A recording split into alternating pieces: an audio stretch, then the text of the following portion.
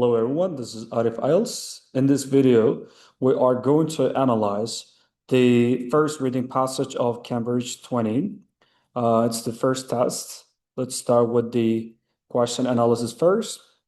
But before we start analyzing the questions, I would like to provide brief information about how to deal with each of these question types and how I usually find the answers myself. So my method is I'm going to analyze the questions first, and then I start with the first paragraph. I go paragraph by paragraph. So on the way, when I find the information, I usually write down, like show the location, and then move on to the next paragraph. So I'm ensure that there is nothing left in that paragraph. So let's start the analysis of the questions first. Question number one says, there are other parrots that share the kakapo's inability to fly.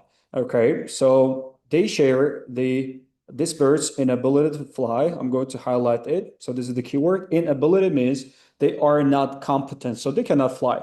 And based on this information, there are also other parrots that cannot fly too. So based on question number two, it says adult kakapo produce chicks every year. Now my job is to find whether they produce chicks every year or not. So this is the information. Number three says adult male kakapo bring food back to nesting females. So they bring food back to nesting females. My job is to find whether they bring food back to nesting females or they don't. So number four is Polynesian red was a greater threat to the kakapo than the Polynesian settlers. So settlers, they are residents, right? So people are like Polynesian people. Based on this question, as I understand, this red is, it used to be a greater threat compared to Polynesian settlers. Number five says Kakapo was transferred from Marqueira Island to other locations because they were at risk from feral cats. So this was the reason, right? Based on the question, this was the reason why they were transferred from this island to other locations.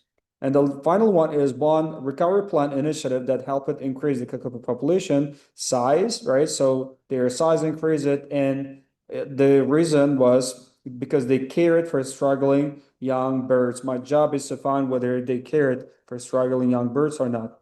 The second common question type in the first passage is gap filling, and I always pay attention to the requirement here. It says one word and slash or a number. So I'm going to highlight it. Based on question number seven, diet, which means food they eat, consists of fur and fronds, various parts of a tree, and something. So let's try to understand the techniques that we should use to find the answers for gap filling questions. So the first thing is it's important to understand the form of the word. Is it noun, adjective, adverb, or verb? And then you should also pay attention to the words coming in front of the missing word and behind. In our case, we're expecting a noun, and it is their diet, right? So I don't know whether it's singular or plural, unless, well, here it says fair and France. This word is a plural noun. It says various parts of a tree, and again, it's a plural noun. So I'm expecting a plural noun for question number seven. Number eight says nests are created in somewhere, so it's about the location where eggs are laid, right? So I should find the location where eggs are laid. And number nine says arrival of Polynesian settlers. So probably here we had information about settlers, right? Question number four and question number nine, right, will be located in the same paragraph. So the something of the Kakapo were used to make clothes. Okay, so I'm expecting a plural noun because it says where. And they were used to make clothes. This is the keyword for me. Following is arrival of European colonizers. Some things were an animal, so it's about an animal, which they introduced it. They ate the Kakapo's food sources. All right, so this animal ate this bird's food sources. Following number 11, okay, let's make this one clearer where to find. Okay, now better. It's about Richard Henry. It says a conservationist tried to protect the kakapo. A definite sighting of female kakapo. Okay, so definite sighting of female kakapo means people saw it, right, on Rakira Island was reported in the year. So we are expecting a year here for question number 11. Then number 12, the recovery plan included an increase in something. Okay, something was increased. So it says recovery plan, probably number 6 and number 12 will be located in the same paragraph. And the final one is a current goal. So it's in the present tense of the recovery plan is to maintain. Maintain means keep, right? Or retain. The involvement means engagement of somebody in Kakapo protection. Okay, great. I've understood everything. So now I'm ready to start from the beginning. All right, so when I read the information in each paragraph, I make sure that nothing has left without my attention. So let's read the first paragraph. It says Kakapo, also known as the owl parrot, is a large forest-dwelling bird with a pale owl-like face, up to 64 centimeters in length. It has predominantly means mainly or primarily yellow-green feathers, forward-facing eyes, a large gray beak, right? Large blue feet, and relatively short wings and tail. Okay. It is the world's only flightless parrot. So we found the answer of question number 1 here. It says it is the world's only flightless parrot. This is, ladies and gentlemen, our location of question number 1. All right, number 1. So I'm going to write it this way, just as a reminder. All right, this is the location. So it's the world's only flightless parrot, which means there are no other parrots that share Kakapo's inability. So I'm going to write the word false. All right, for question number 1. Now we will move on. And is possibly one of the world's longest living birds and was a reported lifespan of up to 100 years. Interesting. They live for like up to 100 years. Now, as you see in the first paragraph, we only found one answer. We found nothing about number 7, for example, because based on what we understand about these two question types, for both of these question types, answers come in order. So we found only one answer in the first paragraph.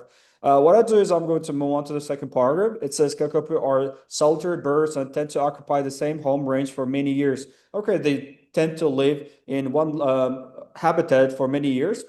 They forage, which means they like travel in search of food on the ground and climb high into trees. They often leap, which means jump from trees and flap their wings, but at best manage a controlled descent to the ground. Okay, they entirely vegetarian, as we see here, with their diet including leaves.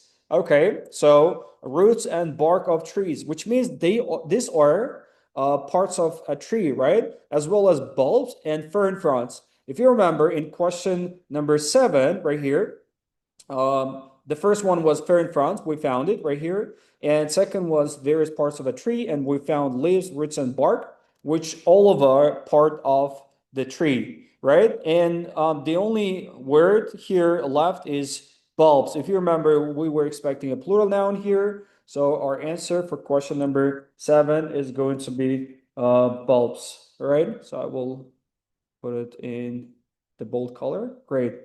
That's it. Now we found the answer of question number 7 from here. All right, this is the location of number 7. Moving on to the next one. Kakapo breed in summer and autumn. Okay, so breed, right? They hatch out chicks, but only in years when food is plentiful. Ladies and gentlemen, we found the answer of question number 2 here. Because if you remember, question number 2 was saying adult Kakapo produce chicks every year. But here in this sentence, they don't produce chicks every year, but only in years when food is plentiful. Plentiful means abundant. So this is our location for question number. Okay, I'm going to highlight it this way. So I write number 2. Okay, number 2 is the. All right, this is the location. So it turns out that our answer of question number 2 is false as well. All right. And number 3 says adult male kakapo bring food back to nesting females. Okay, I'll keep reading. So here there is information about males. Males play no part in incubation or chick rearing, right? It's like upbringing. Females alone incubate eggs and feed the chicks. Okay. And then it says the 4 eggs are laid in soil. Okay, we got information about eggs, right? And we see the word laid here. If you remember, question number 8 says where eggs are laid, right? This is where we found the location. So are laid in soil. Now our answer is going to be soil for question number 8. And then it here says which is repeatedly turned over before and during incubation. All right, so this is their nest. This is where they lay their eggs. Now, our answer for question number 8 is going to be soil. All right, soil. So this is the location. Maybe I put like number 8. Okay, number 8. This is where we found number 8. And this is the location. I'm highlighting it, which is repeatedly turned over before and during incubation. The female kakapo has to spend long periods away from the nest searching for food. So the female kakapo itself, right? It's like travels to find food, which leaves the unattended eggs and chicks particularly vulnerable to predators. Predators like animals that eat other animals, right? So it turns out that our answer for question number 3 is also going to be false, and I will explain the reason right now. So false. Okay, 3 falses in a row. Adult male kakapo bring food back to nesting females. They're not bringing back food to nesting female because it's the female itself, right, that travels away from its nest in search of food, right? So which means it is going to bring food itself. And here in the second sentence, if you remember, we got information about males playing no part in incubation or chick rearing. So this is the reason why the answer is going to be false for question number 3.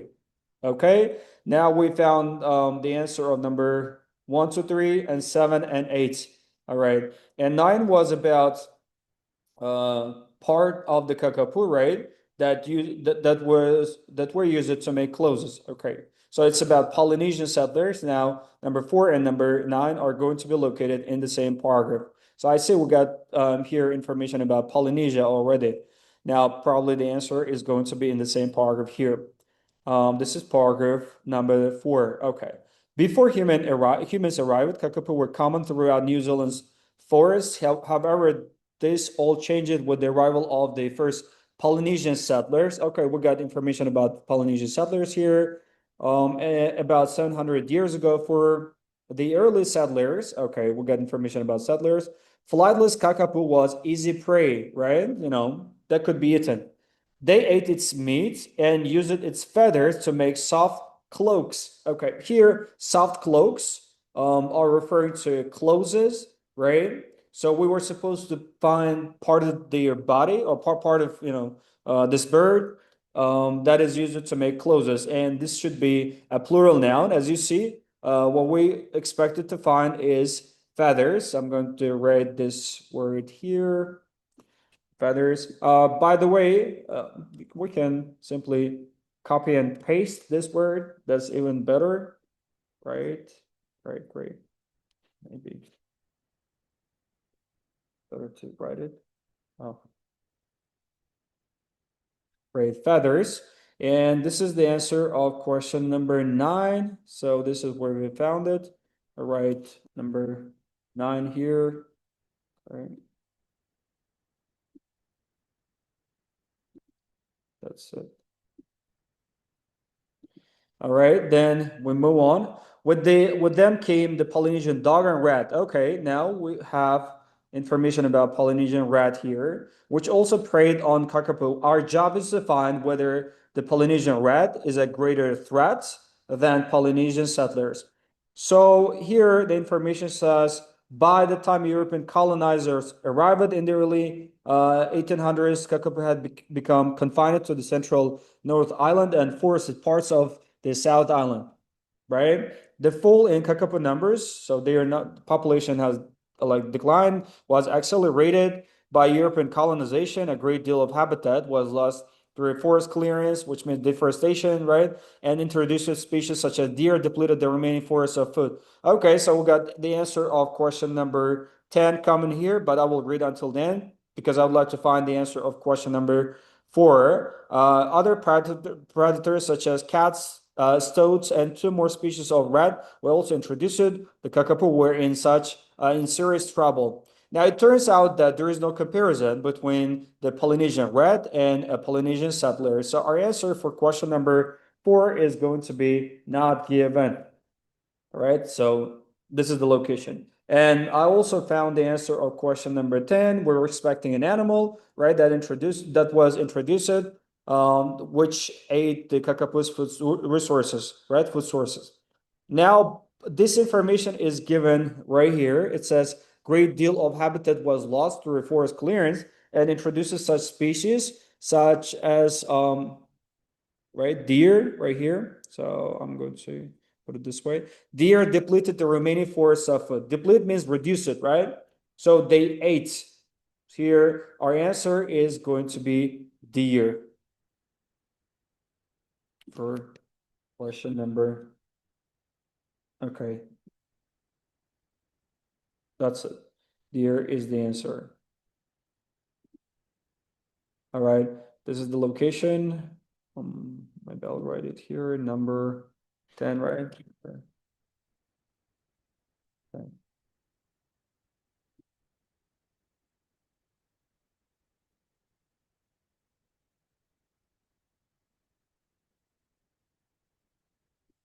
All right. And then, do we have anything left?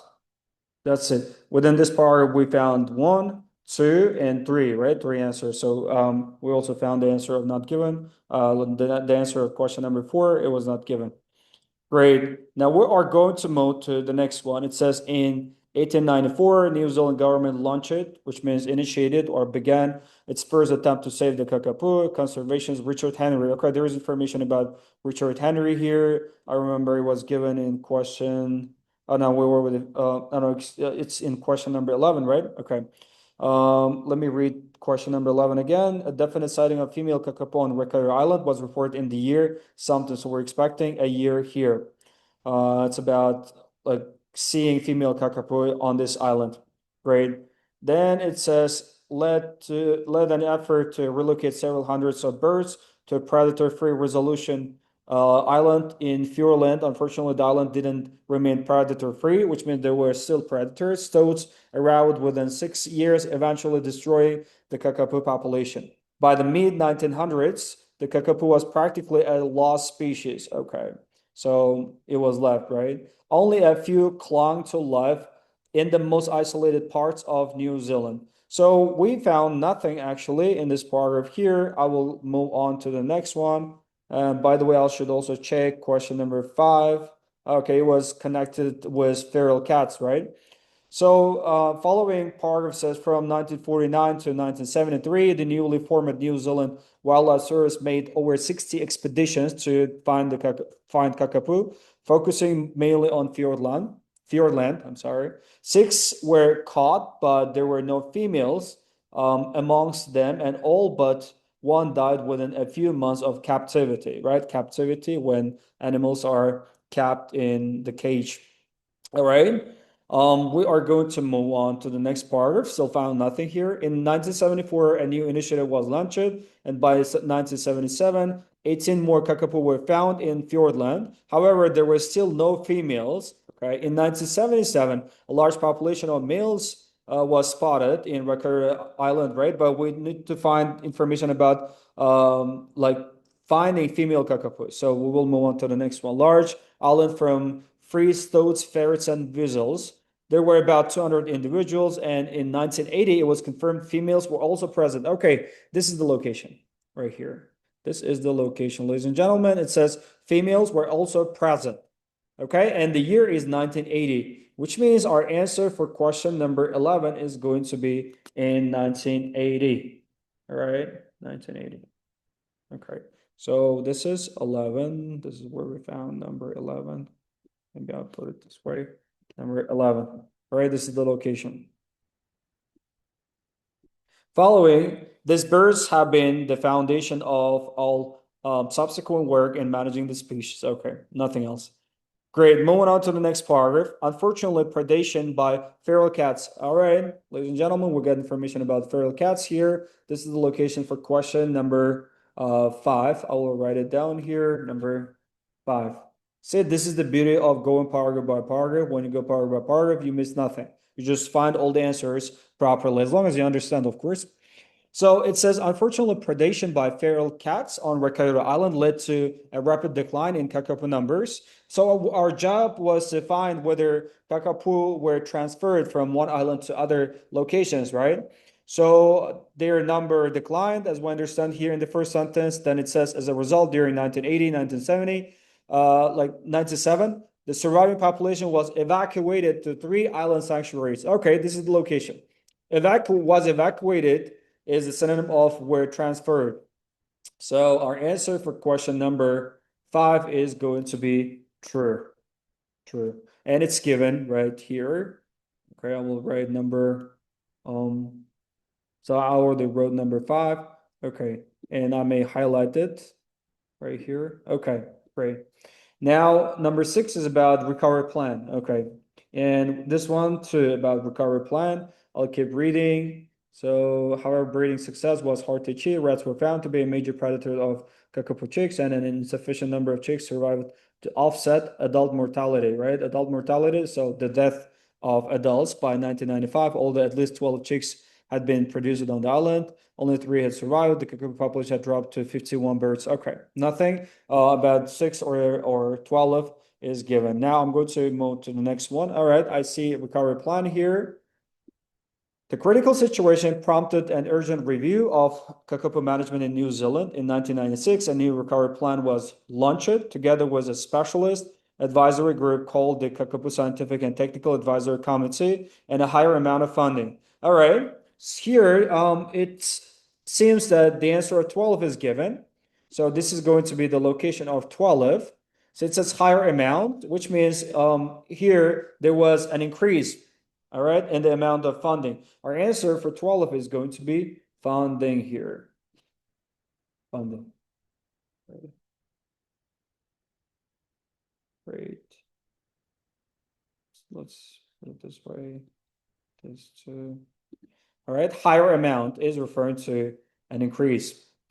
So, and then here it's about the present tense. Great. Let's move on. Renewed steps were taken to control predators on the 3 islands. Cats were eradicated, which means they were like destroyed, right? From Little Barrier Island in 1980, and possums were eradicated from Codfish Island by 1986. However, population did not start to increase until rats were removed from all 3 islands, and the birds were more intensively managed. Okay, so now the situation is getting better.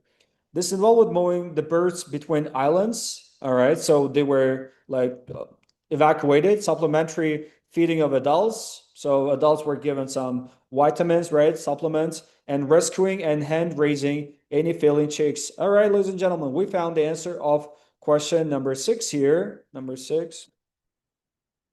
So if you remember, question number 6 says one recovery plan initiative that helped increase the kakapo population, right? One of the plans. So because we got 3 of them here, one is birds were moved from one island to another. Adults were supplied supplementary feeding, and the third one is rescuing and hand raising any failing chicks. By hand raising is like taking good care of any failing chicks is the synonym of struggling young birds. So it turns out that our answer for question number 6 is going to be true too. All right. So it's here. And I will highlight this one too. Great. Now we found all true, false, not given answers, and we have one left from gap filling, and it's the final question. Let's read it one more time. A current goal of the recovery plan is to maintain the involvement of, so we said somebody, right? Because it's probably about a person or about an organization in kakapo protection. So since there is no article in front of the missing word, we are expecting a plural noun here.